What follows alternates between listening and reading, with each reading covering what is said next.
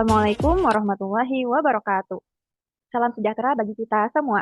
Halo Sobat ASN, selamat datang di podcast kelompok 2. Perkenalkan, saya Mustika yang akan menjadi host pada podcast kali ini. Oke, pada kesempatan ini nih kita akan membahas tema yang sangat penting dan erat kaitannya dengan seorang ASN, yaitu penerapan nilai berakhlak di lingkungan instansi. Sebagaimana kita ketahui, berakhlak merupakan core values ASN yang menjadi pedoman dalam memberikan pelayanan terbaik kepada masyarakat.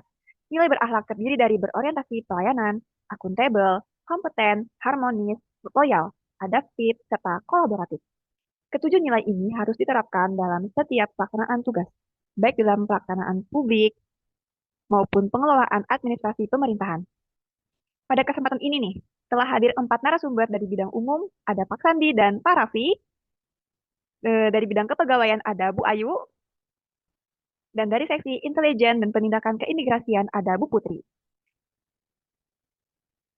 Melalui podcast ini, kita akan sama-sama mendengarkan bagaimana nilai berakhlak diterapkan di masing-masing bidang. Oke, kita mulai dulu dari bidang umum. Bagaimana nih menurut Pak Sandi dan Pak Raffi dalam mengimplementasikan nilai berakhlak di bidang umum? Eh, dan bagaimana kaitannya dengan tupoksi yang dijalankan sehari-hari? Mungkin boleh kepada Pak Sandi terlebih dahulu. Oke, baik, terima kasih ya atas kesempatannya. Nah, jadi kalau kita bahas core values berakhlak ya, ASN berakhlak. Nah, mungkin di sini saya fokusnya 3 nilai aja dulu, mungkin sisanya nanti Pak Rapi ya, bagi-bagi kan. Nah, jadi untuk nilai yang pertama nih, berorientasi pelayanan. Intinya kan pelayanan ya. Nah, jadi kami sebagai uh, staf di umum itu ya, nah, intinya kan memberikan pelayanan ya. Jadi kami harus memberikan dukungan, terus layanan, dan lainnya cepat nih, tepat, responsif. Karena kami memberikan layanannya kepada unit kerja. Nah, seperti penyediaan sarana prasarana nih, terus untuk pengelolaan BMN, terus pemeliharaan fasilitas kantor. Jadi itu dibutuhkan ya, semuanya dibutuhkan supaya kegiatan operasional kantor ini berjalannya dengan baik.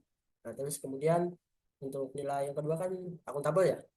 Nah, jadi kami itu setiap bulan harus memastikan nih aset negara itu dikelola, terus dicatat, terus dilaporkan. Nah, dilaporkannya ke pusat kan.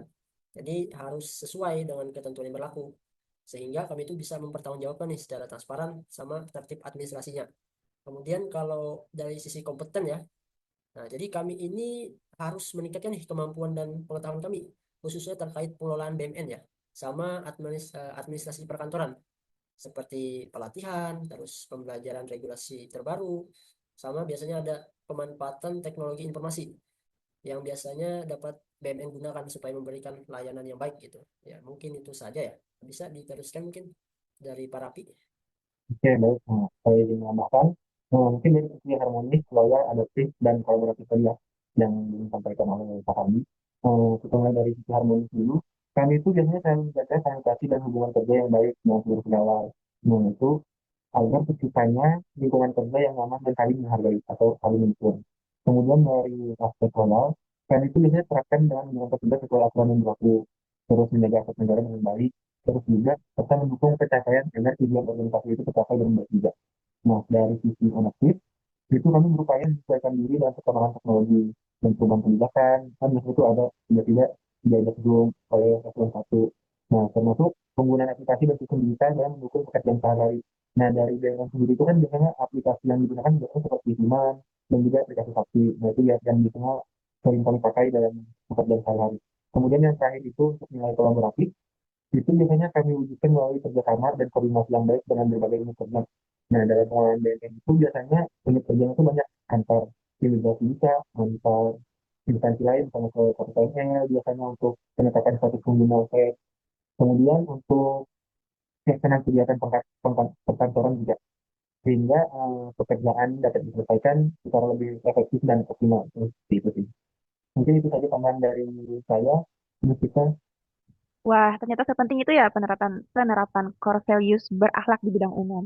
Dari penjelasan Pak Sandi dan Pak Raffi, kita bisa melihat bahwa nilai-nilai tersebut benar-benar menjadi pedoman dalam menjalankan tugas sehari-hari. Nah, sekarang kita beralih nih ke bidang kepegawaian. Sebagai bidang yang berperan dalam pengelolaan sumber daya manusia di instansi, tentu penerapan nilai berakhlak juga memiliki peran yang sangat penting.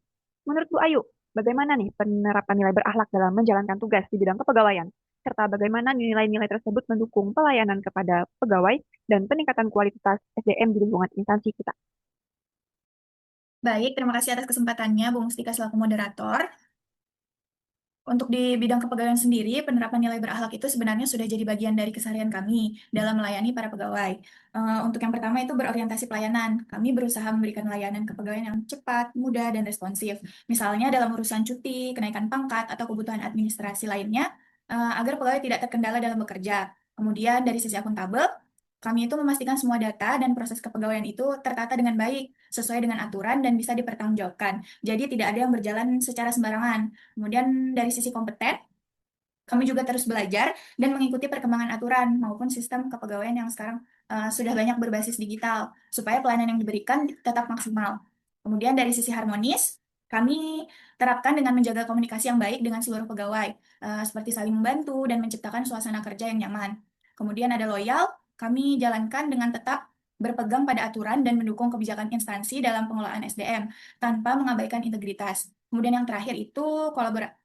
Oh, sebelum kolaboratif ternyata ada adaptif. Kami dituntut bisa mengikuti perubahan, terutama dalam sistem digital kepegawaian yang terus berkembang. Jadi, kami harus cepat menyesuaikan diri agar tidak tertinggal. Kemudian yang terakhir, kolaboratif.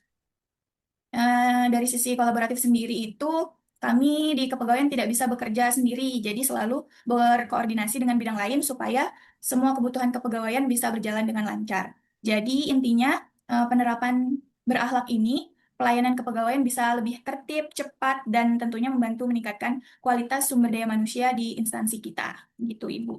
Mustika. Oke, menarik sekali ya penjelasannya. Ternyata di bidang kepegawaian itu tidak hanya soal administrasi saja, tetapi juga bagaimana nih membangun pelayanan yang cepat, tertib, dan tetap humanis kepada seluruh pegawai. Apalagi dengan adanya tuntutan digitalisasi, nilai berakhlak ini memang jadi pegangan penting supaya pekerjaan tetap berjalan profesional dan adaptif. Baik, dari penjelasan tadi kita bisa lihat bahwa pengelolaan SDM itu memang kunci penting dalam mendukung kinerja instansi secara keseluruhan. Nah, selanjutnya kita akan masuk ke bidang terakhir, yaitu bidang intelijen dan penindakan keimigrasian. Seperti apa sih penerapan nilai berakhlak dalam pelaksanaan tugas pengawasan dan penegakan aturan di lapangan? Mari kita simak langsung bersama penjelasan narasumber berikutnya, yaitu Ibu Putri. Terima kasih, moderator. Nah, kalau di bidang pengawasan dan penindakan, itu penerapan nilai berakhlak itu bisa dibilang sangat penting karena berkaitan langsung dengan orang asing. Nah, kalau dari sisi berorientasi pelayanan itu, meskipun kami identik ya dengan pengawasan, tapi tetap tuh pendekatannya lebih ke pembinaan. Jadi tidak hanya menindak, tapi juga memberikan edukasi dan penjelasan supaya pihak yang diawasi itu paham aturan yang berlaku. Untuk akuntabel, setiap kegiatan itu harus jelas dasarnya terdokumentasi dan bisa dipertanggungjawabkan. Tidak ada keputusan yang diambil sembarangan. Dari sisi kompeten, nah kami itu dituntut untuk benar-benar paham aturan dan prosedur karena di lapangan sering ketemu kondisi yang beragam. Jadi harus bisa menganalisis dengan tepat. Nah, nilai harmonis itu juga penting karena dalam pengawasan kami tetap harus menjaga komunikasi yang baik dengan pihak yang diawasi supaya prosesnya berjalan dengan kondusif dan tidak menimbulkan kesalahpahaman. Untuk loyal sendiri, kami berpegang teguh pada aturan dan menjaga integritas, karena tugas kami memang memastikan semua berjalan sesuai ketentuan yang berlaku. Kemudian adaptif, kami itu harus cepat dan menyesuaikan diri dengan situasi di lapangan, termasuk perubahan regulasi maupun metode kerja yang terus berkembang seiring berkembangnya waktu. Dan yang terakhir itu kolaboratif, karena dalam pelaksanaan tugas, kami sering bekerja sama dengan bidang lain atau instansi yang terkait supaya pengawasan bisa berjalan lebih efektif. Jadi, intinya, di bidang pengawasan ini, berakhlak itu bukan hanya jadi pedoman, tapi juga jadi pegangan, supaya tugas bisa dijalankan dengan tegas tapi tetap humanis. Sekian, moderator. Terima kasih untuk semua narasumber yang sudah berbagi pengalaman dan pandangannya. Semoga diskusi ini bisa menambah pemahaman kita tentang pentingnya penerapan nilai berakhlak di lingkungan kerja. Harapan kita semua bisa terus konsisten menerapkan nilai-nilai ini dalam tugas sehari-hari agar bisa memberikan kontribusi terbaik untuk instansi dan masyarakat. Saya Mustika, selaku moderator pamit undur diri. Wassalamualaikum warahmatullahi wabarakatuh. Salam sejahtera untuk kita semua. Sampai jumpa di podcast berikutnya.